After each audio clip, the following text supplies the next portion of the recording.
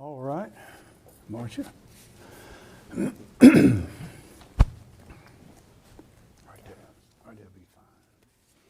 Well, y'all, thank you again for coming. This is another way we're continuing to try to keep the great people of South Carolina up to date on what is going on with the virus and our response to it. As we've said before, the virus has been, since sometime in March, has been chasing us, but now we're chasing the virus. We are developing and implementing an army of people who will not only be conducting testing all around the state, but also tracking the virus. That is, when someone tests positive, they will be counseled, and those that they came in contact to will be taken down, and they will be contacted as well. And that is what they call the tracking, the tracing of the virus, and that's how we contain it. We know the virus now. We know how it works. We've seen it and we've felt it, and now we're going after it. It's a great statewide effort, and all of this has been in the Accelerate SC meetings that many of you have watched, that you've seen here in this room, with people from around the state with insight into every aspect of South Carolina life, here giving their advice and guidance on things we should do. So we are accelerating. South Carolina, when the virus came, we did not shut down like some other states did, but we did slow down.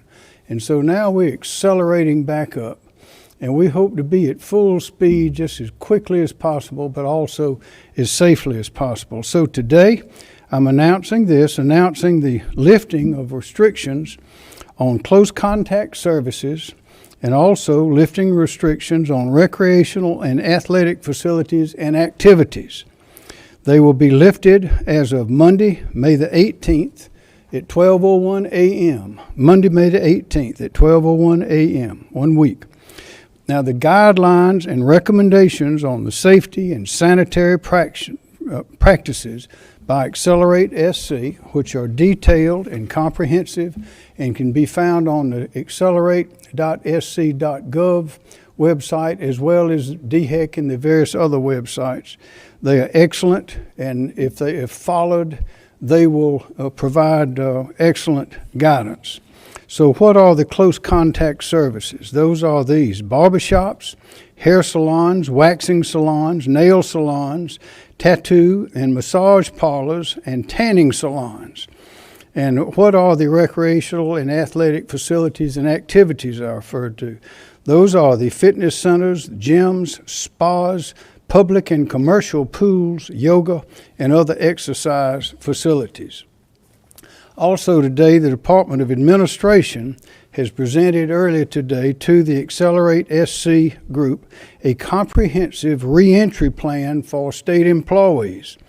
You'll recall that on March the 19th, as the virus was coming in upon us, I issued an order for non-essential employees, that is, those state employees that could be deemed non-essential, that could work elsewhere rather than from the office if necessary, to work at home. And they've been doing that. By April the 3rd, we had 55,484 state employees working at home or on leave. Now, I'd say they were working is what they were doing, and we had about 19,003 that were still coming into their regular offices to work. Well, it's time to turn that around now, but as we went into it gradually with our reductions in limitations on businesses, we're also coming out very methodically and carefully. So the first group of state employees will begin returning to their offices once there is ample personal protective equipment on site, but no later than June the 1st, as they will be coming back in. No later. They can start as soon as the equipment is there, but no later than June the 1st. And the regular limitations, the regular rules and hygiene practices will be incumbent upon them as everyone else: social distancing, the sanitizing, the taking the temperature, and travel restrictions. We'll attempt not to have groups traveling in a vehicle together, not going if not necessary. If they can do it remotely, do it that way. If they must travel, then travel in in small groups, not large groups, and we will gradually return to normal. And Marcia Adams is here, the Director of the Department of Administration, to answer you any detailed questions that you have on that. We're glad to have with us again today Josie McDaniel Burkett and Holly May. Ladies, again, we appreciate your help very much. We couldn't do it without you. And now Dr. Bell. Thank you, Governor. And good afternoon, everyone. As our nation and state continues to respond to COVID-19, DHEC remains committed to protecting the health and safety of all South Carolinians. And we want South Carolinians to know that DHEC is doing everything possible to stop the spread of COVID-19. And a component of that is increasing our testing capacity. As of today, a total of 89,968 tests have been performed in South Carolina, covering approximately 1.7% of our population. Of those tests, 7,792 have been positive, and that's approximately 9% positive over time. To assist in this effort, our federal partners have committed to provide DHEC with enough swabs and testing supplies to test 2% of South Carolinians for May and for June.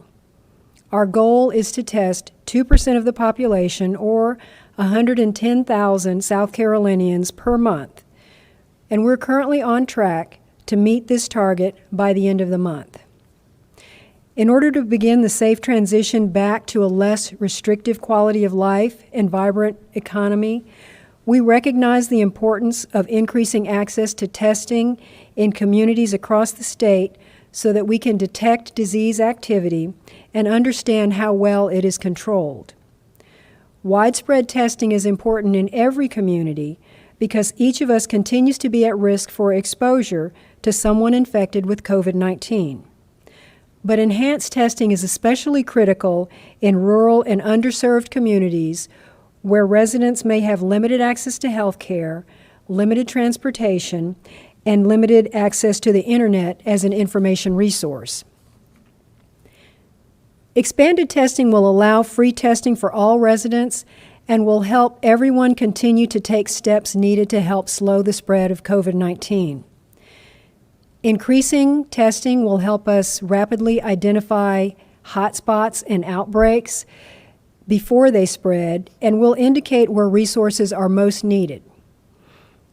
To increase testing in underserved and rural communities across the state, DHEC is working with our community partners throughout the state to set up free mobile testing and pop-up testing sites and clinics to bring testing to these communities, as well as working with some of the traditional medical homes where people can find ongoing care. We currently have 14 mobile testing clinics scheduled across the state, with more planned in the coming days. We will continue to inform the public of locations of COVID-19 test sampling sites, including multiple and pop-up clinics. With increased testing, there will now be an increase in the number of positive cases reported. And this means we'll need to expand the extent to which we can provide contact tracing for positive cases, and we are prepared to do that. Contact tracing is a disease control measure that is commonly used by public health officials, and during normal operations we have approximately 20 contact tracers who find the contacts of certain infectious diseases, like tuberculosis or hepatitis, for example, to help us limit the spread of those diseases. And DHEC has been conducting contact tracing for COVID-19 since the first report of that infection in South Carolina. As we enhance our testing efforts, DHEC set goals with our Accelerate SC partners to identify 1,000 contact tracers by May the 31st. And I'm pleased to announce that we have met that goal. As of today, we now have 400 contact tracers on staff, and we've retained another 1,400 contact tracers through contracts with 2 private staffing companies. That's the Apple One and C-Trace. And in addition, we've had over 660 members of the public who have expressed an interest in becoming contact tracers through our contact tracing webpage. As people from across the state ask what they can do to help stop the spread of COVID-19, our response is to be socially responsible and community-minded, and to continue to practice social distancing, wearing a mask while out in public, to avoid touching frequently touched items, regularly washing your hands, monitoring for symptoms, and to seek testing if you are ill or if you think you've been in contact with someone who has COVID-19 infection. If you have tested positive or have been exposed to someone who has tested positive, one of our team members will reach out and will make sure that you have the information that you need to help protect yourselves and your community. And for the latest information and updates on COVID-19, please visit our website at scdhec.gov/COVID-19. Thank you. Thank you, Dr. Bell. It's quite something to have 660 people volunteer to be contact tracers. That says something about our people. So, with that, are there any questions? Yes, ma'am. Governor, walk us through some of the restrictions or some of the new processes that will be in place in these hair salons, nail salons, gyms. What kind of requirements will be in these facilities? There'll be the ones that you have heard of before about every other seat will ask to be not used, that they do it by appointment, they not have people in the waiting room, that they clean all the equipment, everyone washes their hands, customers as well as they go in, that the workers there, the people providing those services will wear masks or wear shields and wash their hands and wash the equipment and all of those things that you've heard. But it goes into some detail because all these services are a little bit different. But a lot of thought went into them. They're common themes, and the goal is to be sure that virus can't get to us. And they will all be posted. Ms. Adcox. Yeah, you said first group of employees must come back by June 1st. How do you define first group? Who are among the people that need to come back? Ms. Adcox. Thank you. Yes, ma'am. The first group to come back would be those non-essential employees who it's more difficult to continue their work from home. So they would come back. And this plan is really built for flexibility for agency leadership. Each agency's mission, their staff of employees, they're different. So what we would do is bring those folks back first. And this is in a phased approach. So the employees that can successfully are successfully and easily right now working from home would continue to do that. This allows time for agencies to make alterations to the workplace, to get needed PPE, and it also allows time for us to consult with health officials like DHEC to make sure that everyone is safe and there's not an outbreak. Then with phase 2, we would bring more of those employees back, and there will be at least 2 weeks in between these phases as we begin to bring employees back. Can you give me some examples of what's in that first group? Yes. For example, we may have some folks that do more clerical duties where they have been answering phones remotely. It may not, they have been performing their work, but it may be harder and harder to continue to do that remotely. So we would probably bring that back in. There are also some managers that would need to come back with that group. And also another example would be call center. Some call centers are remote right now, but it may be easier to manage them coming back in the office. And depending upon the mission of that agency, that may be some of the first groups that the directors would like to bring back in. Again, socially distanced.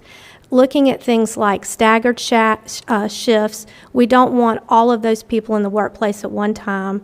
And on our plan, if it'll be posted on the website, there's a lot of details that will help agencies manage that process as those employees come back into the workplace. We want to make sure they're safe and that we continue to provide those functions of state government. In the back.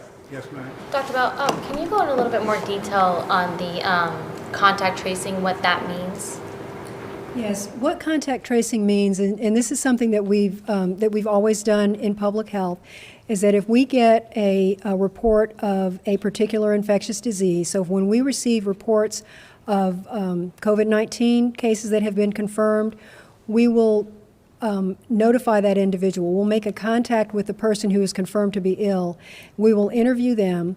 We'll provide guidance to them about the measures that they should take to prevent spread, staying in isolation until 10 days after their symptoms have started.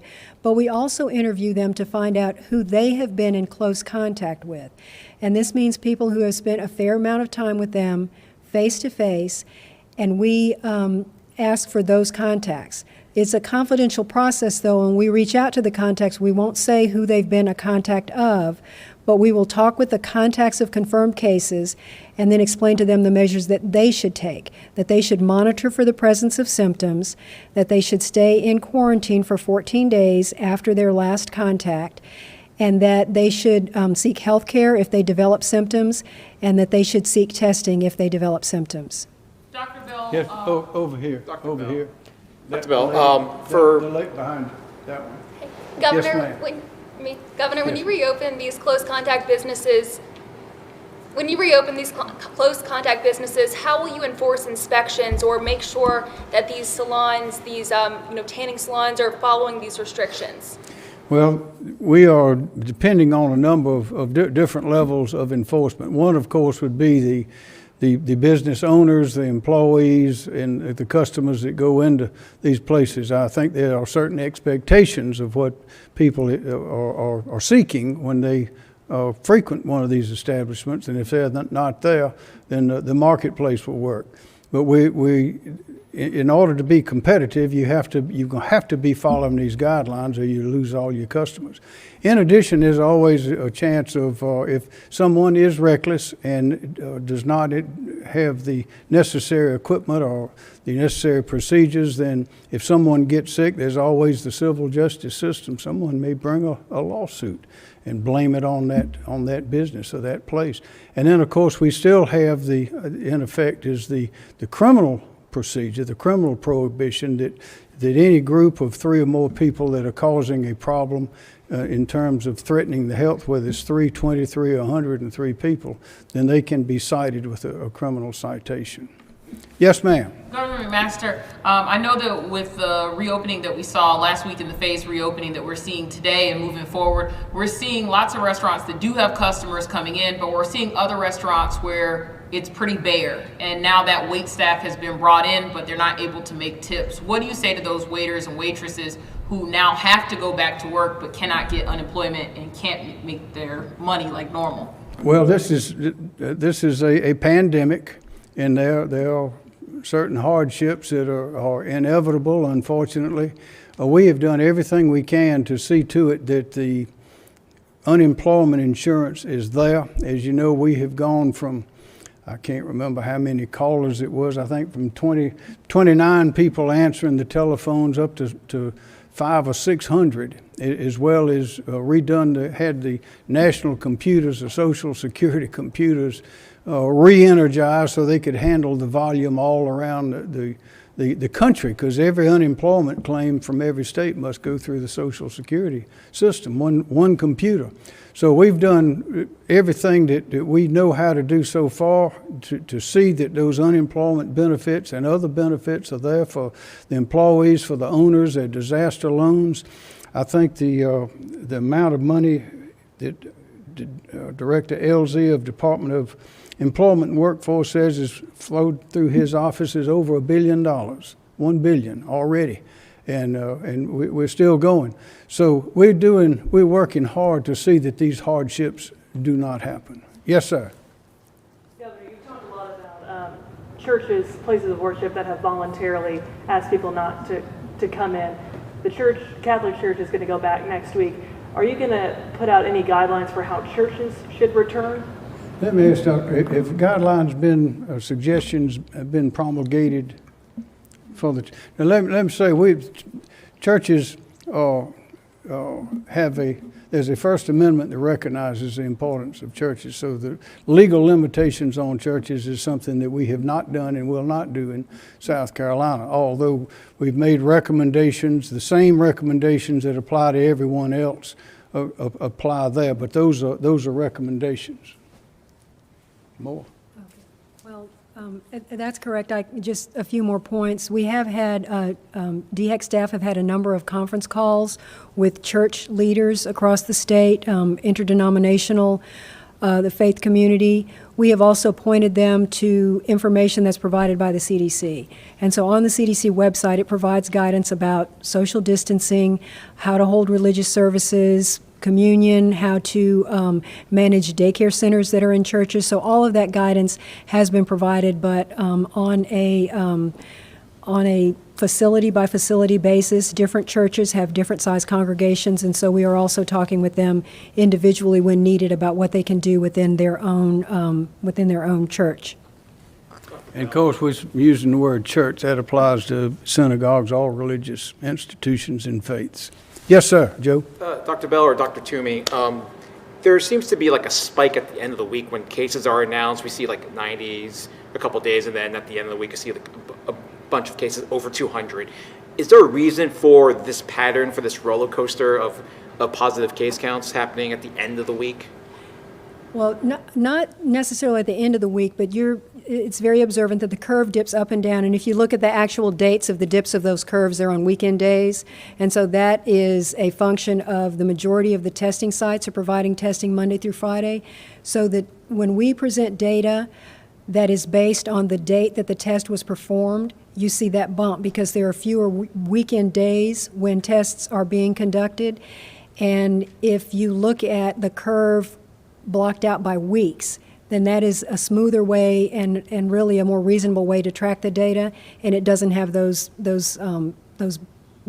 dips and plunges in it. Is DHEC still reporting the cases on when the positive results get reported to you, as opposed to when the swabs are taken? So we are reporting the dates that the positive results are reporting to us. We're also reporting the dates when we have that available of the onset of illness, and then we're also reporting the date that the test was conducted. So there are 3 different data points there. Dr. Bell, question for you. There's a report about 6 people who died after going to a funeral in Kershaw County. Now we're seeing some schools plan graduation ceremonies. What kind of restrictions would you like to see in place, or what should people be doing at these large graduation ceremonies?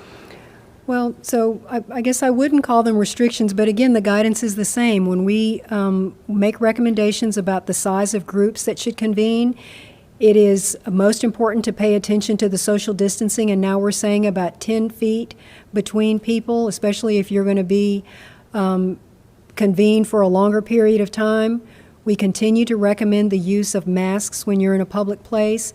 For graduation ceremonies, we're also making additional recommendations about ingress and egress to a facility, limiting the number of family members that can be invited.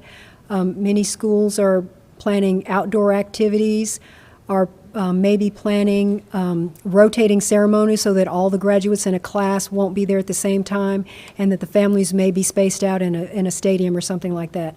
But it's still all dependent on the gathering of large groups of people, and the principles are the same. Over there.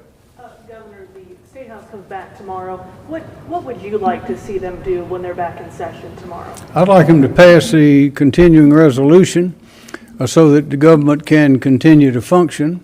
The continuing resolution has been under consideration since they left. And if I've told them that I'd be perfectly willing, if they can't get it done, that I would be happy to call them back into session for that purpose. But we will not let the government be shut down. I will see to that. In the back, yes, sir. Governor, how hard is it to make these decisions to reopen businesses? I mean, you have people's lives in your own hands, and obviously we've had almost 350 people who have died from this, and it seems like it's almost the opposite of a hurricane evacuation. Instead of telling people to run away from danger, you're telling people it's okay to leave their houses and maybe take a little bit of risk. Well, fortunately in South Carolina, we have a lot of very smart people, very experienced and very dedicated to the people of the state, and they're willing to serve on Accelerate SC. They're willing to work in these state agencies and otherwise to give us good advice. Making the decisions is not the hard part generally. Usually it's getting the facts and understanding what the facts are, and then usually the decisions are pretty easy to make once you have the adequate facts.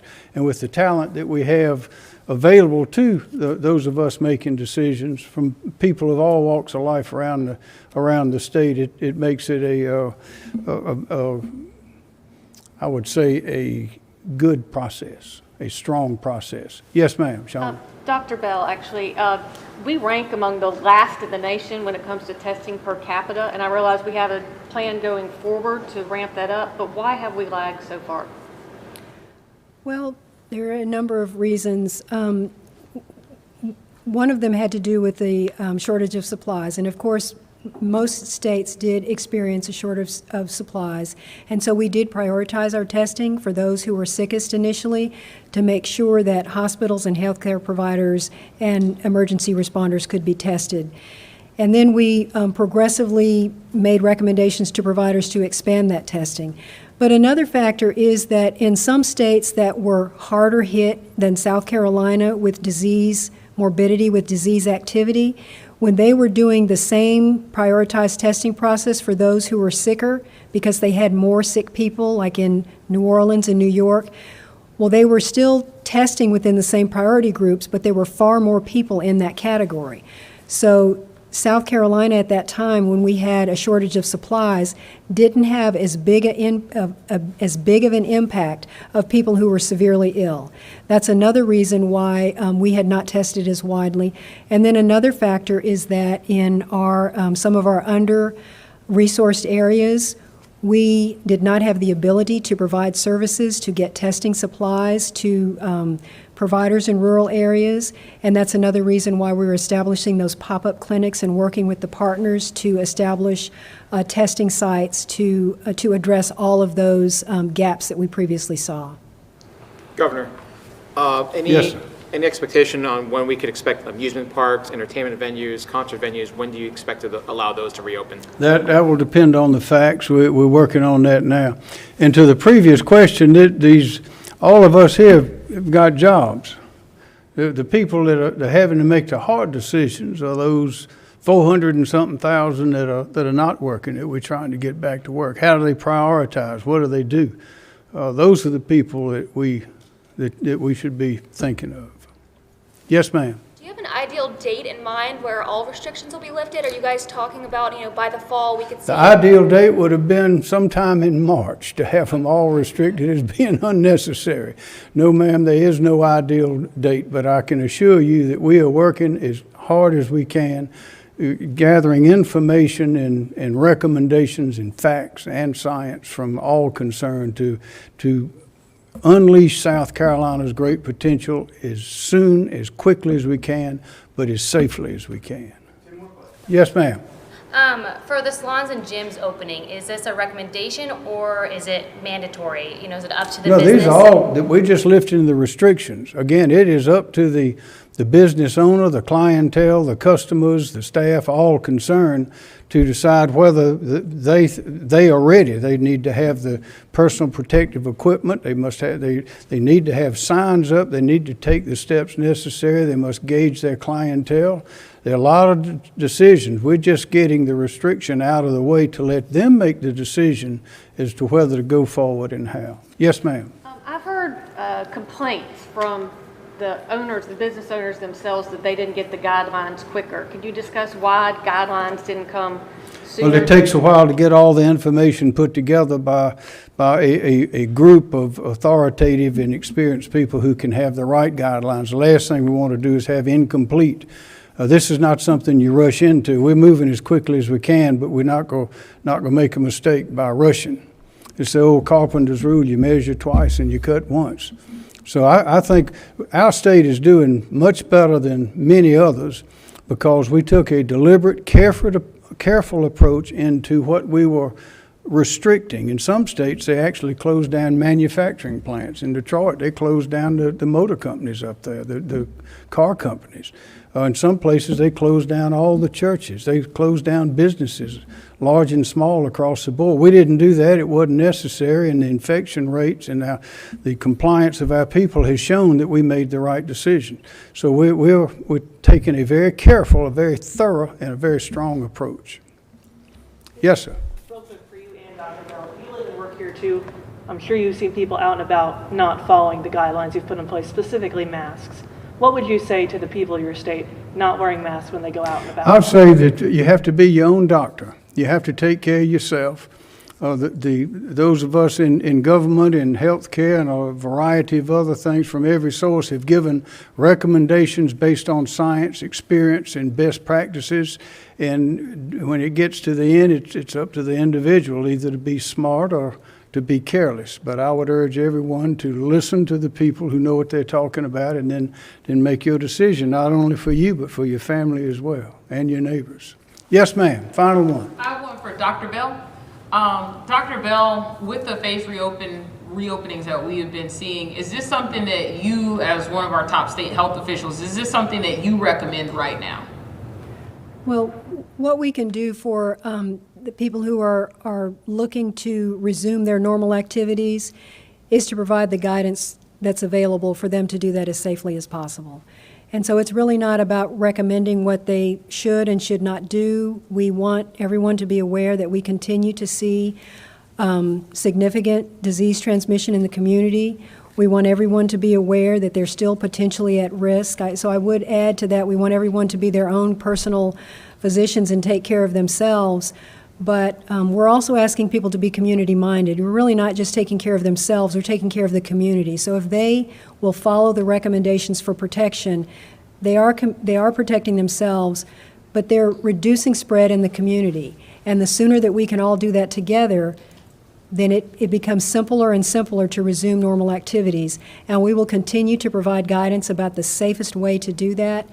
But I just always have to reiterate the importance of social distancing, limiting contact with large groups, wearing a mask, practicing hand hygiene. So no matter what we do, those basic messages remain the same until we see a significant and sustained decrease in disease activity. Thank you very much.